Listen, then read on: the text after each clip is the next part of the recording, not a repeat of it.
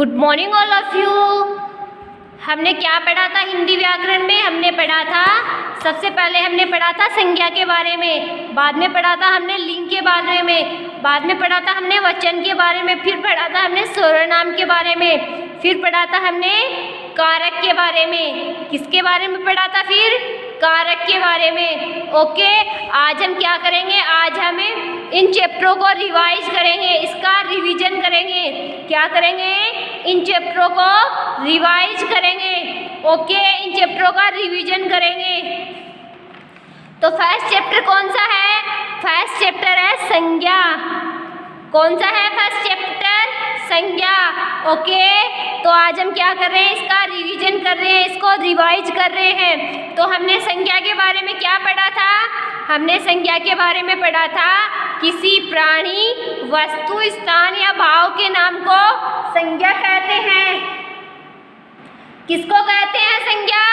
किसी प्राणी, वस्तु, स्थान या भाव के नाम को क्या कहते हैं? संज्ञा कहते हैं। जैसे प्राणी मोहन, मोहन क्या है? प्राणी का नाम है। हाथी, मनुष्य, स्त्री, घोड़ा आदि, ये क्या है? प्राणी के नेम।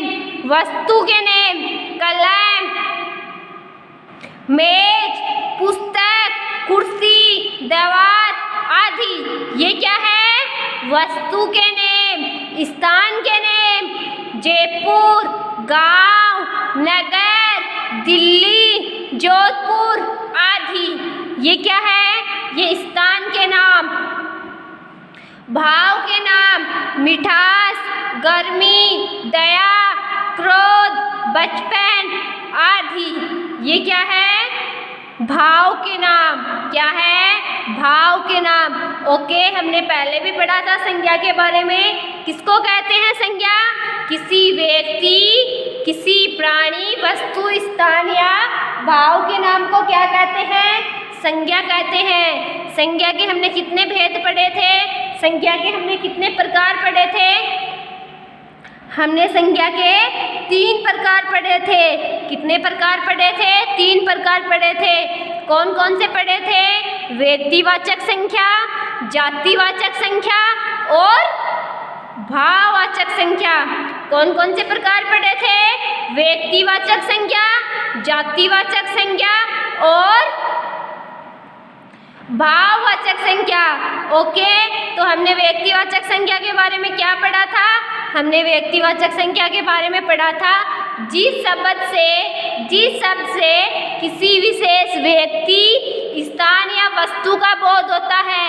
किसका बोध होता है? जिस शब्द से किसी विशेष व्यक्ति, स्थान या वस्तु का बोध होता है, उसको क्या कहते हैं? उसे व्यक्तिवाचक संज्ञा कहते हैं। किसका बोध होता है व्यक्तिवाचक संख्या में? क्या पढ़ा था हमने? हमने पढ़ा था जिस शब्द से किसी विशेष व्यक्ति, स्थान या वस्तु का बोध होता है उसे व्यक्तिवाचक संज्ञा कहते हैं। जैसे राकेश, राधा, उदयपुर, हिमालय, जलेबी, ताजमहल आदि।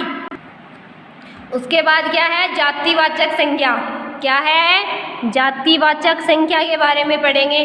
जिस शब्द से किसी जाति के सभी प्राणियों या पदार्थों का बोध होता है उसे जातिवाचक संख्या कहते हैं। किसको कहते हैं जातिवाचक संख्या? जिस शब्द से किसी जाति के सभी प्राणियों या पदार्थों का बोध होता है उसे जातिवाचक संज्ञा कहते हैं। जैसे लड़का, पर्वत, नदी, पुस्तक, फल, पशु, मिठाई आदि। जातिवाचक संज्ञा किसको कहते हैं? जिस शब्द से किसी जाति के सभी प्राणियों या पदार्थों का बोध होता है उसे जातिवाचक संज्ञा कहते हैं। जैसे लड़का, नदी, पर्वत, पुस्तक, फल, पशु, मिठाई आदि, क्या कहते हैं इनको? जातिवाचक संख्या। तीसरा क्या है? भाववाचक संख्या। क्या है तीसरा? भाववाचक संख्या। तो भाववाचक संख्या के बारे में हमने क्या पढ़ा था? भाववाचक संख्या के बारे में हमने पढ़ा था जिस शब्द से किसी प्राणी या पदार्थ के भाव, गुण या स्वभाव का बोध होता है। किसका बोध होता है? भाववाचक में क्या पढ़ा था हमने पढ़ा था जिस शब्द से किसी प्राणी या पदार्थों के भाव, गुण या स्वभाव का बोध होता है उसे भाववाचक संज्ञा कहते हैं। जैसे वीरता, बचपन, मिठास, खुशी, क्रोध, प्रेम आदि। भाववाचक संज्ञा किसको कहते हैं? जिस शब्द से किसी प्राणी या पदार्थ के भाव, गुण या स्वभाव का बोध होता है उसे भाववाचक संज्ञा कहते हैं। जैसे वीरता, बचपन, मिठास, खुशी, क्रोध, प्रेम आदि। तो हमने किसके बारे में पढ़ा था? हमने संज्ञा के बारे में पढ़ा था। संज्ञा की परिभाषा पढ़ी थी। किसी प्राणी, वस्तु, स्थान या भाव के नाम को संज्ञा कहते हैं। फिर उनके क्या पढ़े थे? प्रकार पढ़े थे, व्यक्तिवाचक, जातिवाचक और भाववाचक।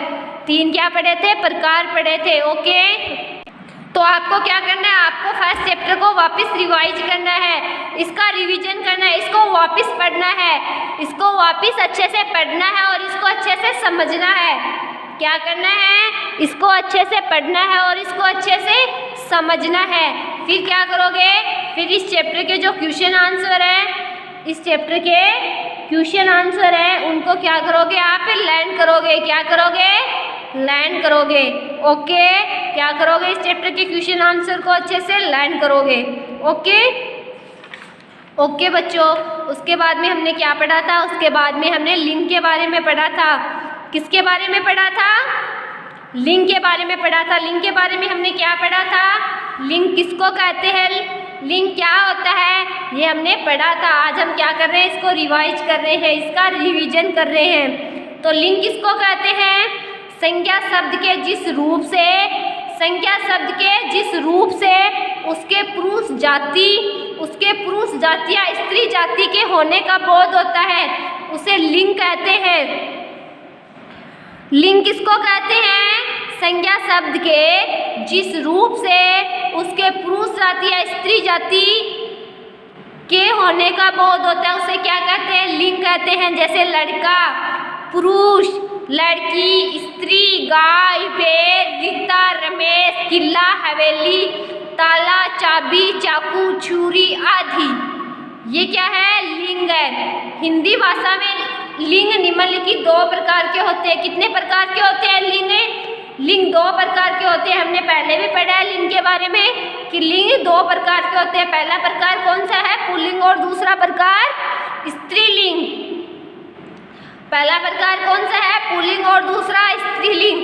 तो हमने पुल्लिंग के बारे में क्या पढ़ा था? हमने पुल्लिंग के बारे में पढ़ा था जिन शब्दों से पुरुष जाति का बोध होता है वे पुल्लिंग कहलाते हैं। जिन शब्दों से किसका बोध होता है? जिन शब्दों से पुरुष जाति का बोध होता है वे पुल्लिंग कहलाते हैं। जैसे घोड़ा, पुरुष, शेर, मोर, लड़का आदि। ये क्या है?